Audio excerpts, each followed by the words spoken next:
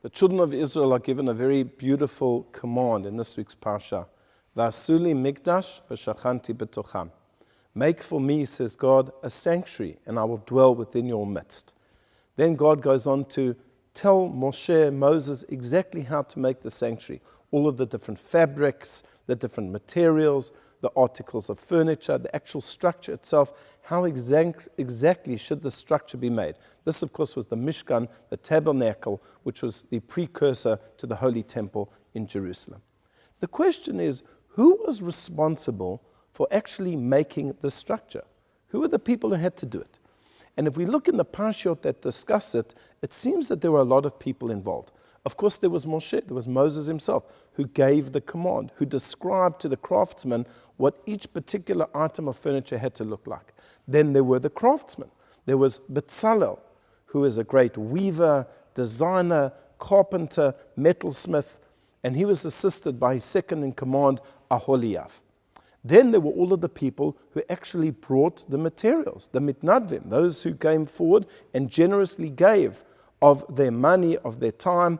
And there were the osei melacha. There was a whole group, a whole team. We don't know how many there were. There were probably thousands of people, men and women, who came forward to offer their skills. This one did the sewing, this one did the knitting, the weaving, the carpentry, until eventually the job was done. And it was done in record time, because they were told about the Mishkan on the day after Yom Kippur, which is the 11th of Tishrei, and on the 25th of Kislev, which is just a little bit more than 2 months later, the entire job was completed.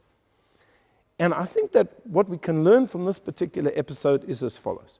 In each and every generation, we also have a mikdash. We have a sanctuary.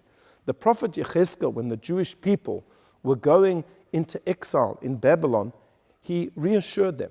And he said in the name of God, Vehi sham the mikdash ma'at. I will provide you there a small sanctuary. And the small sanctuaries are the shuls, the synagogues, the houses of learning that we have in each and every generation. So not just the tabernacle, but wherever Jewish people may be in the diaspora, they are required to build a mikdash, a sanctuary. Now, whose duty is it? Is it the rabbi's duty? Is it the architect's duty? Maybe it's the committee, the board of the shul. Maybe it's the members. The answer is, it's everybody's duty. It's a partnership. In the same way that the Mishkan was built as a partnership between the leaders, Moshe, the craftsmen, Bezalel and Aholiav, the donors, and then the regular folk who came forward. So too should it be with the shul. And the members of the shul shouldn't just say, well, you know what, that's the duty of the rabbi. The rabbi has to do that. That's the duty of the lay leadership. They have to do that. No, everybody has to get involved. Of course, there are some duties that are specific to certain people. But each and every person has to feel a sense of ownership. This is something that we're building together.